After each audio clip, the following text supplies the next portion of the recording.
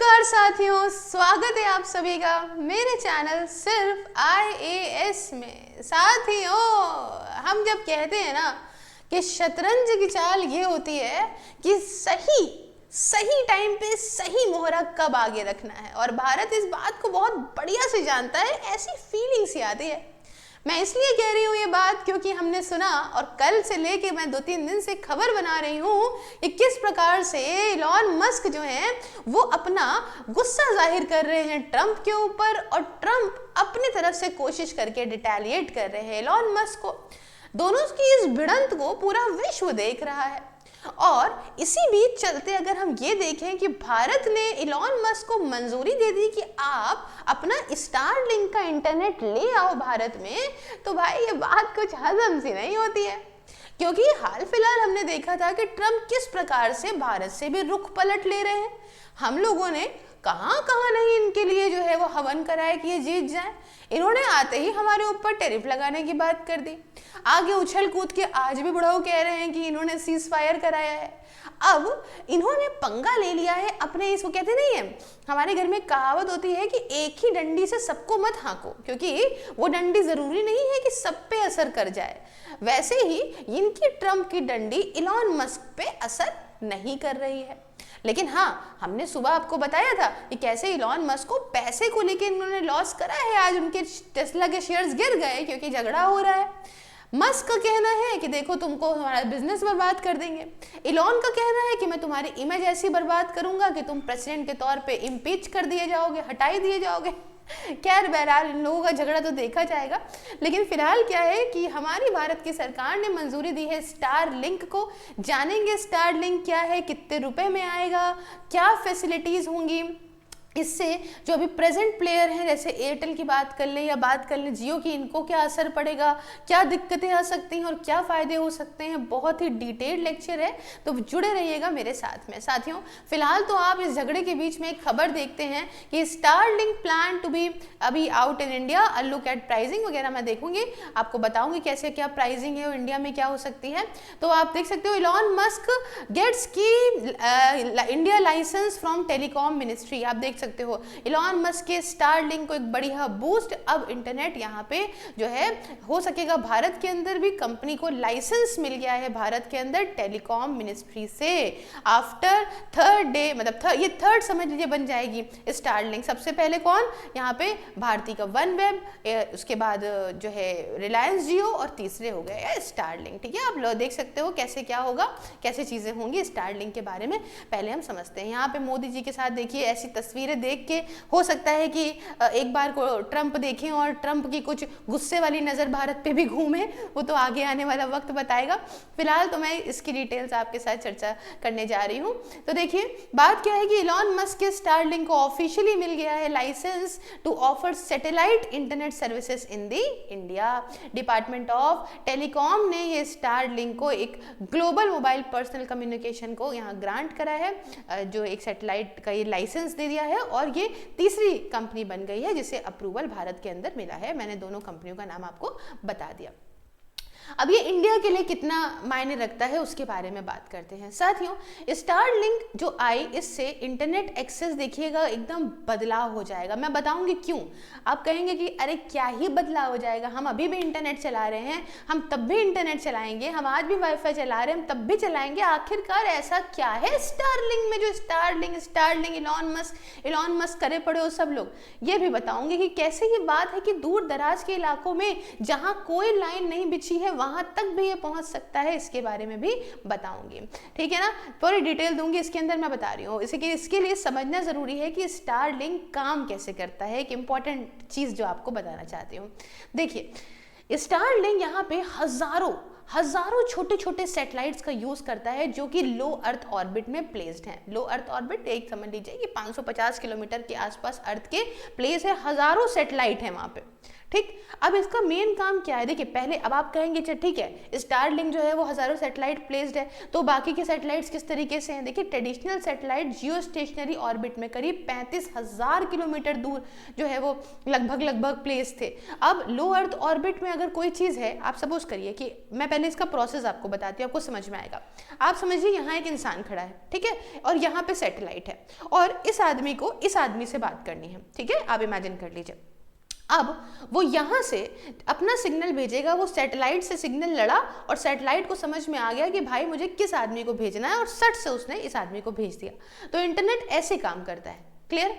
अब कोई चीज़ अगर ये लोग यहाँ पे हैं, कोई चीज़ अगर यहाँ पे है तो फिर ऑब्वियस सी बात है कि इजीली यहाँ पे लेटेंसी कम होगी, मतलब जल्दी से आया जल्दी से गया। और यही बात कही जाती है कि स्टारलिंक में सिर्फ 20 सेकंड का ही जो है लेटेंसी है ना, कि कितनी जल्दी आपको यहाँ पे कम्युनिकेशन मिल रहा है। लेकिन अगर कोई सैटेलाइट मान लीजिए यहाँ पे है, ठीक, तो यहाँ से वो यहाँ जाएगा, फिर यहाँ से वो यहाँ आएगा, तो आपको देर लगेगी ना। यही फर्क है स्टारलिंक में, ये मतलब यही फर्क नहीं है, ये पहला फर्क है कि लेटेंसी कम है। और इंपॉर्टेंट चीजें मैं बताऊंगी कैसे, क्या और चीजें हैं जो इसको इंपॉर्टेंट बनाती हैं, ठीक है, आप समझे लो लेटेंसी कैसे। अच्छा, अब ये जो सैटेलाइट्स का छत्ता ऊपर बना रखा है मधुमक्खी की तरीके यहाँ पे इलॉन मस्क ने, है ना, ये एक मैश नेटवर्क है, सिग्नल देता है यूजर को, ग्राउंड स्टेशन को, ये जैसे मैंने आपको बताया। अब देखिए इस तरीके का कुछ यहाँ पे इनका राउटर टाइप का है।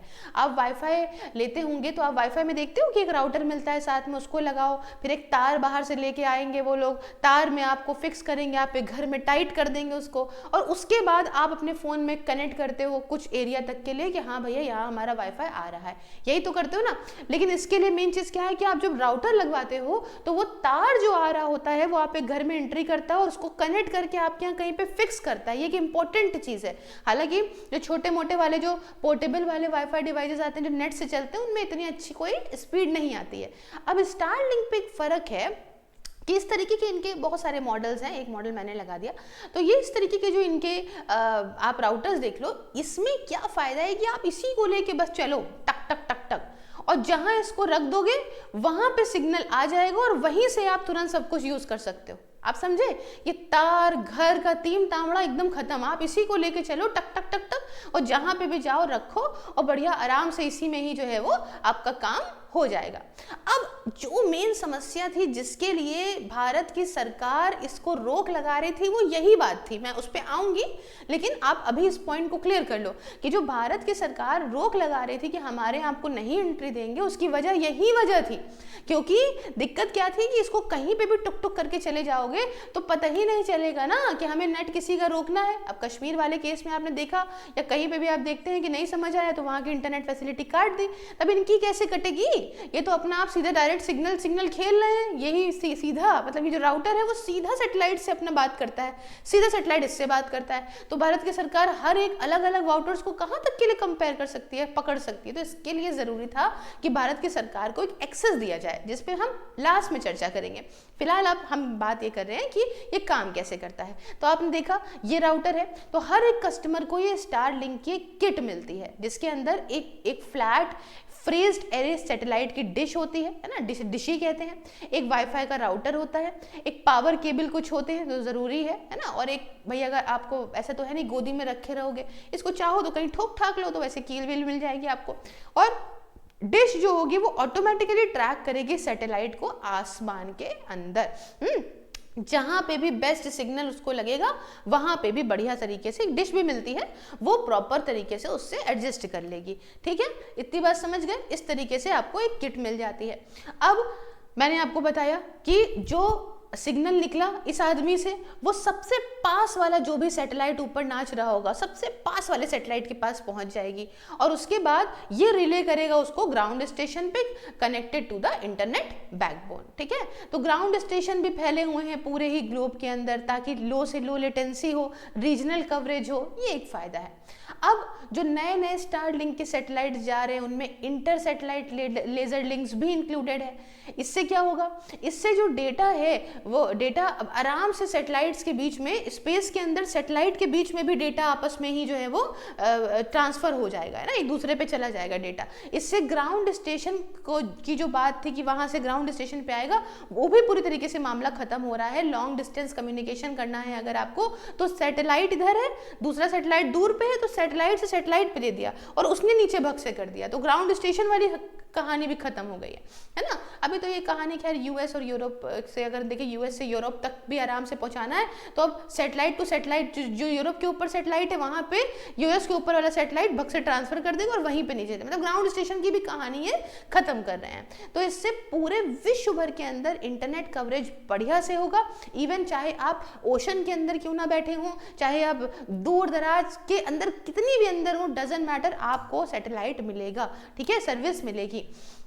आइए अब थोड़ा चीज़ और समझते हैं। अब इसमें क्या है, फ्रेज एरे एंटीना, जिससे क्या होगा, जो बाहर बता रही हूँ कैसे क्या है, कि एक एंटीना है वो जो है अलाउ करेगा डिश को कि वो इलेक्ट्रॉनिक करे बिना किसी मूविंग पार्ट के प्रॉपर कनेक्शन कर लें। फिर ऐसे ही चीज़ें है ना, लो अर्थ ऑर्बिट का कंसोलिडेशन, मतलब 6000 सैटेलाइट प्लान है, बहुत सारे सैटेलाइट ऊपर हैं, लेटेंसी कम है मैंने आपको बताया, ठीक है, ग्लोबल कवरेज है मैंने आपको बताया, सब फायदे हैं। भारत के अंदर क्या है कि लो लेटेंसी, वो तो सबसे इंपॉर्टेंट है, किसी पे अभी एग्जिस्टिंग ग्राउंड इंफ्रास्ट्रक्चर पे डिपेंड करने की ज़रूरत नहीं है। उसके अलावा अपग्रेड होता रहता है फटाफट फटाफट, कैसे, क्योंकि रीयूजेबल रॉकेट लॉन्चेस के थ्रू प्रॉपर, तो इलॉन मस्क का मामला है, वो तो टेक्नोलॉजी में एकदम आगे ही हैं, तो वक्त के साथ साथ वो भी चीज़ों एकदम अपग्रेड करते हैं। अब कुछ बात आती है चैलेंजेस और लिमिटेशंस की, जो कि स्टारलिंक की बात कर रही हूँ, भारत में नहीं, अभी फिलहाल स्टारलिंक के चैलेंजेस और लिमिटेशन की बात करिए। देखिए इसमें क्या दिक्कत है कि भाई वेदर या फिर किसी प्रकार से पेड़ आ गया बीच में, बिल्डिंग आ गई बीच में, तो भी सिग्नल अफेक्ट कर देता है, क्योंकि वो रेज ही तो निकल रही है आफ्टर ऑल। उसके बाद क्लियर व्यू होना चाहिए स्काई का, क्योंकि अगर कुछ भी वेदर में दिक्कत होगी तो फिर सिग्नल में दिक्कत होगी। उसके बाद कि दिक्कत ये है स्पेस डेब्रिस की, देखिए कूड़ा स्पेस में भी है, लाइट पोल्यूशन है, उसके कुछ कंसर्न्स हैं। ये तो एक लिमिटेड मात्रा में कंसर्न बताने वाली बातें हैं, वरना कंसर्न्स तो दुनिया की हर जगह पे हैं। चलाते चलाते रोड पे गाड़ी रास्ते में बैल आ जाता है ना, तो उसमें भी कंसर्न है, ठीक है, लेकिन लिमिटेड बैंडविड्थ है पर रीजन, है ना, जो कि है। चलो ठीक है, अब दूसरे सैटेलाइट्स के साथ हम स्टारलिंक को थोड़ा सा कंपेयर करके देख लेते हैं कि बाकी जैसे वनवेब है ना भारती को, और यूटेलसैट को देता है, फिर जियो एसईएस के साथ रिलायंस और एसईएस जो है, ये दोनों मिलके वनवेब बनाए और आपका वो दोनों हो गया जियो एसईएस। तो इन दोनों से कंपेयर करते हैं फिलहाल जियो और यहाँ वनवेब हमारे भारत के अंदर है ना, और ये तीसरा बनेगा, तो इनमें आइए थोड़ा कंपैरिजन करते हैं। तो ऑर्बिट टाइप की बात करें तो स्टारलिंक जो है वो लो अर्थ ऑर्बिट में है, यही जगह पे वनवेब भी लो अर्थ ऑर्बिट में ही है, लेकिन जो जियो की बात करें तो वो मीडियम अर्थ ऑर्बिट में है। दूसरी बात लेटेंसी स्पीड की बात करें कि कितनी देर में यहाँ डेटा ट्रांसफर हो जाएगा, ठीक है, तो इसमें 20 से 40 मिली सेकेंड की बात आती है, 150 मिली सेकेंड आपका वनवेब में है और 100 मिली सेकेंड आपका जियो के अंदर है। जियो का फैसिलिटीज अच्छी हैं खैर। फिर उसके बाद बात करते हैं हम स्पीड की, तो स्टारलिंक 50 से लेकर 220 Mbps तक देखता है, वनवेब 50 से 100 Mbps तक, वही जगह अप टू 100 Mbps जियो देगा। अब ये इसकी बात हम जो कर रहे हैं जिस फील्ड में, उसकी बात हम कर रहे हैं, हालांकि बहुत अच्छी स्पीड्स भी हैं, ऐसा नहीं है। अच्छा, ओनरशिप मैंने आपको पता ही है। उसके बाद खैर लाइसेंस तीनों को ही लाइसेंस बेसिस पे काम होगा भारत के अंदर। अब प्राइसिंग की जो बात करेंगे हम, उस पर बात करेंगे कि थोड़ा सा दिक्कत हो सकती है भारत में। फिलहाल दिक्कतें स्टारलिंक्स की इंडिया के अंदर क्या आएंगी वो समझेंगे हम।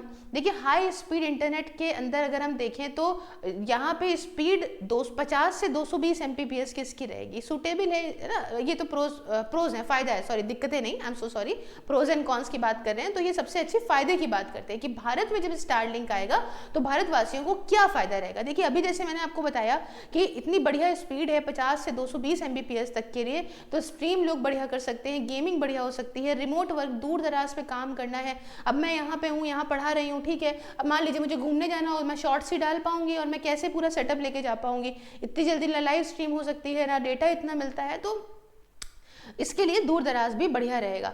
अच्छा, लेटेंसी कम कि वैसे मैंने बताया कि 20 मिली सेकेंड की बात है, फट गया, फट से आया है ना, तो बेनिफिशियल है रियल टाइम एप्लीकेशंस में। अच्छा, शुरू में मैंने अगर जो है वो उसको सेकेंड्स कह दिया तो उसके लिए माफी, ठीक है। अच्छा, ग्लोबल कवरेज की बात करें तो इतना बड़ा सैटेलाइट कॉन्स्टलेशन है, तो ऑब्वियस सी बात है कि दूर दराज, अनडिजर्व एरिया, हर जगह पे ये कवर करेगा स्टारलिंक। ईजी इंस्टॉलेशन है, मैंने बताया कि आराम से इंसान खुद ही बैठ के सेटअप कर सकता है, कोई ज़रूरी नहीं है कि प्रोफेशनल कोई आए इंस्टॉल करे, जैसे कि हमारे हमारे यहाँ आज के टाइम पे हो रहा है। कोई डेटा पे कैपिंग नहीं है, अनलिमिटेड डेटा यूज़ करो बिना किसी दिक्कत के, यूज़ करते जाओ। अच्छा, दिक्कतें वही दिक्कतें हैं क्योंकि महंगा बहुत है। अब मेन बात क्या है कि भारत के अंदर देखिए, हम जो पैसे देते हैं वो मान के चलिए कि 850 तक का एक अच्छे प्लान का बिल आता है। बाकी आप 650 से भी शुरू हैं, कुछ 550 से भी हैं, वो मैंने यूज़ भी नहीं करे, कुछ लड़िया से होते भी हैं। तो 800-850 की अगर हम बात करें, फिलहाल मेरा तो इनमें से कोई भी नहीं है, मेरा तो जो ACT है that is very very nice I think. तो खैर उसमें अगर हम बात करें तो हमने इंस्टॉल किया, 1000 रुपये सिक्योरिटी दे दी और हमने 3 महीने का प्लान ले लिया 2500-2600 रुपये में। लेकिन स्टारलिंक की जो बात थी वो ये था कि महीने का प्लान इनका 3000 तक की बात हो रही थी और इनका राउटर करीब 35,000 रुपये का था, करीब 50,000 रुपये तक भी हम कह सकते हैं। तो इंडियन कस्टमर्स के लिए तो मुश्किल था। अब हालांकि इस पॉइंट की अगर हम बात करें तो इसमें कुछ ये भी बात चल रही है कि हो सकता है कि इसमें सस्ताई की बात हो, 850 तक का ये प्लान लेकर आएँ और हो सकता है कि ये क्या कहते हैं, जो ये हम बता रहे हैं राउटर वाला सीन, ये भी कुछ सस्ता करें। मंथली सब्सक्रिप्शन मैंने बताया कि इनका मैं 3 बोल रही थी, तो 9-10 हज़ार रुपये तक जा रहा है बाहर। वेदर की सेंसिटिविटी की एक दिक्कत है ना कि यहाँ पे एडवर्स वेदर तो रहती है भारत के अंदर, कुछ भी तो हैवी रेनफॉल स्टॉर्म से दिक्कत आ सकती है। उसके बाद रेगुलेटरी हर्डल्स की बात करते हैं कि रुकावटें ये हैं कि देखो एडिशनल रिक्वायरमेंट्स के साथ जो स्टारलिंक है वो यहाँ पे जो है वो बात करिए। अब देखो पहले क्या था ना, जैसे कैसी रिक्वायरमेंट, जैसे कि अप्रूवल्स लेना इंडिया के स्पेस रेगुलेटर से, सिक्योरिटी एजेंसी से, ये सब भी तो बहुत ज़रूरी है। स्टारलिंक ने पहले तो आके खुद ही लॉन्च कर दिया था, वो तो भारत की सरकार ने रोका कि पगला गए हो क्या भाई, यहाँ पे लोग कितना पैसा करोड़ों रुपए दे के तब तो जो है वो स्पेक्ट्रम पे बोली लगा के पाए हैं, तुम आके फ्री में करने लग जाओगे हैं।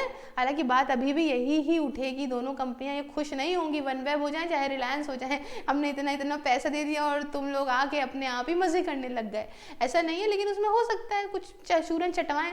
अच्छा, दूसरे प्रोवाइडर्स से अगर मैं थोड़ा सा कंपेयर कर लूँ, अभी तो मैंने स्टारलिंक की सर्विसेज को लेके खाली कंपेयर किया है, लेकिन अगर और चीज़ों में करा जाए तो वनवेब के साथ अगर स्टारलिंक को हम कंपेयर करें तो देखो वनवेब जो है वो बैक्ड है बाय यूटेलसैट और भारती से। वनवेब के अंदर 648 सैटेलाइट्स हैं इनकी ऑर्बिट में, एंड फोकस है एंटरप्राइज और गवर्नमेंट सर्विसेज पे ज़्यादा।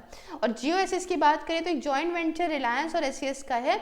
इसका एम है कि हम सस्ता सैटेलाइट इंटरनेट अक्रॉस दें पूरे भारत में, क्योंकि रिलायंस इसी पे हमेशा से ही काम करता आया है, और लेवरेज इनका मीडियम अर्थ ऑर्बिट के सैटेलाइट्स हैं।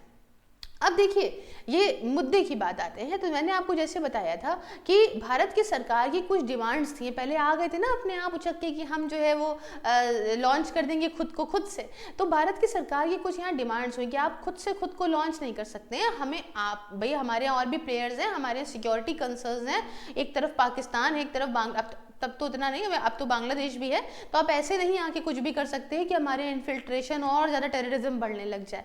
तो इसके लिए भारत की सरकार ने कहा सबसे पहले तो आप लाइसेंस लेंगे हमारे यहाँ GMPCS।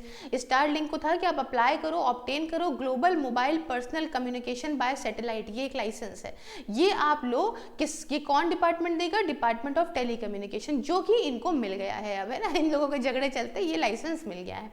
दूसरी बात, ये ज़रूरी है मैंडेटरी लाइसेंस से अगर कोई भी सैटेलाइट बेस्ड कम्युनिकेशन सर्विस आपको इंडिया में लानी है तो।